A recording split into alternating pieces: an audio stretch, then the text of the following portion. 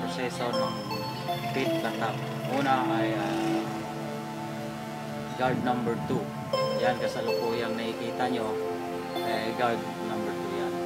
Kung saan yan yung pattern na mag-base ng level up ng flat sa gilid.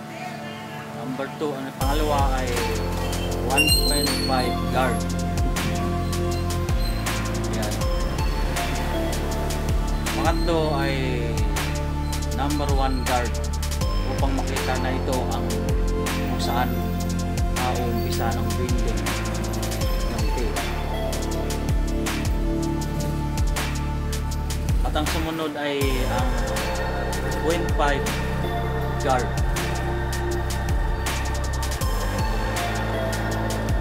Ito, nag-uumpisa na para sa building ng pit.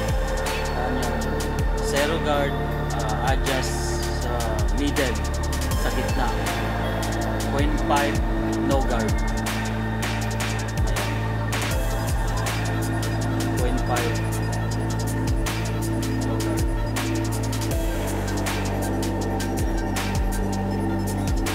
At ang sumunod dyan ay yung 0 guard ulit. Ito ay magtitrim ka na sa gilid kung saan magpo-form ng flat ang gilid.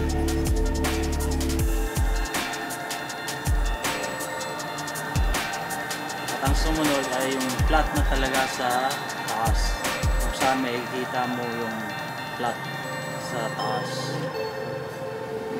Yan, i-develop na lang ang taas kung paano siya gamit ang Chinon cordless paper para sa trimming ng flat. At dun sa likod, paharap ay i-develop ang flat kung saan makikita mo yung mga awi na dapat mong punin para malinis ang ating flat. At ang sumunod, magamit ang outliner detailer na Kimi Professional. Ayan. Kung saan mag-square shape line lang ang harap. Gawa ng konting patilya papatay sa fade. Yan ay low fade, bilong low fade pa rin to. Bilong low fade. Around pikinisin ng detailer. Ayan. Sa bandang kaliwa ng square shape line. Front shape line. Ayan. Tulad ng sa kabila, gagayahin mo lang yung pattern ng patilya na pababa, papatay sa pin. Ayan, nakikita at nagka-forma na siya.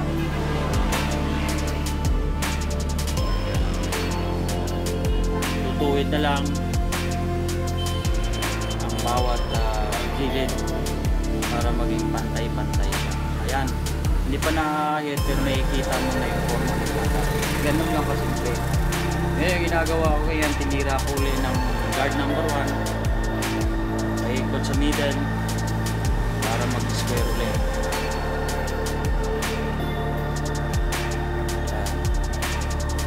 Number 1 guard yan na. Makikita na meron pa siyang block na hindi pa gano'n level out ay kailangan talaga i-develop yan. Bandang baba para mapatay yung nag-shape na block, nagrahin mo ng 0.5 guard. Ayun.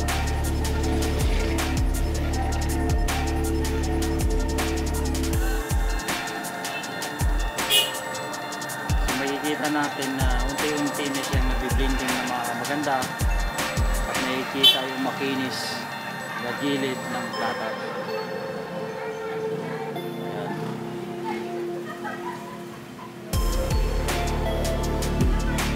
Yan, 0.5 na yan para mawala yung black on white, mamatay black on white.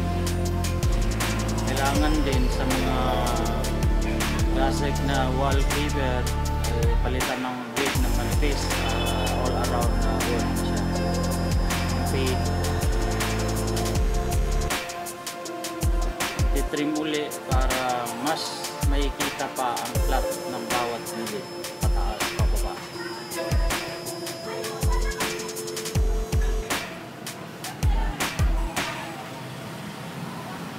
pattern na flat top na ito ay hindi na kailangan yung mga suklay na pang flat top or guard, kundi on target siya na clipper.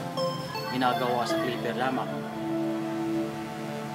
Pang professional lamang ito na gawain. Dahil bawal po magkamali sa flat top. Training for developing yan sa target na maging flat top. Ito ay tinatawag na clean cut flat top, clean cut fade flat top.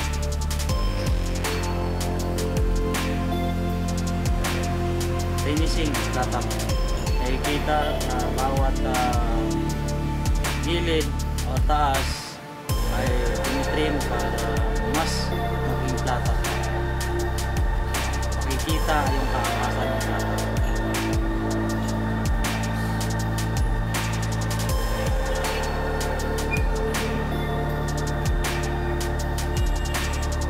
Sumunod ay shape na para mag-sharp ang shape line at saka fade. Sa bandang kanan, inuuna ang pag-shape sa aking pattern. Taas pababa pagilid para malinis ang gawa. Walang takot sa pag-shape dahil delikado ang may kaba dahil maaari masugatan ang ating customer. Ayan.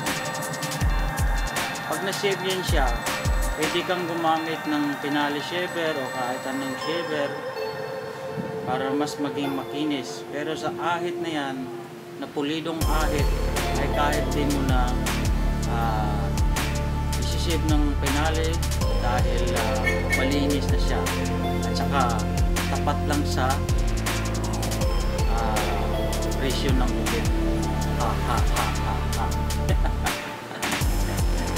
Yan ay pang 80 to 100 pesos lamang at wala pa yung pang 350 na halaga ng gupit. Dahil ang shop ko ay ordinary shop lamang dahil yun lang ang dapat sa mga ordinary shop ay tapat lang talaga sa ganong presyo. So ito nakikita nyo na ang itsura ng flat top. Napakalinis at bumagay sa ulo ng tao. Medyo nagmukha siyang tao kumbaga. So ang flat top ay pwedeng sabihin mahirap pag ito ay hindi mo alam ang iyong gagawin. Pero kung ito ay kabisado mo na ay para ka lang naglalaro.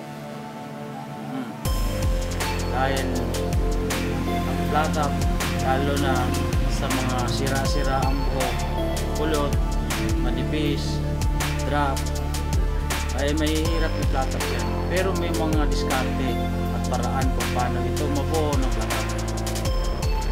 At kailangan din i-describe mo rin, explain mo rin sa yung customer na kung gusto niya yung flat top na gupit, sabihin mo na rin na ang flat top ay yung nababagay lamang sa ulo mo at yung kaya ng buhok mo na anong klaseng flat top. Kahit sabihin niya 5 or size ang kapal sa taas, ay ang buhok niya dumikit, paano magiging 5 at size yun? Diba? May mga flat top na drop flat top sa taas, napakapa, halos makita na ang tuktok ng anit ng ulo. Dahil yun lamang ang kaya ng kanyang flat top. So yan, nakikita na natin ang isura ng flat top na hinahanap para sa paggulo ng kanyang ulo. Yan. Maangas at bumagay sa hugis ng ulo. Ayun ay finishing scissor na lang, finishing touch, ganyang style.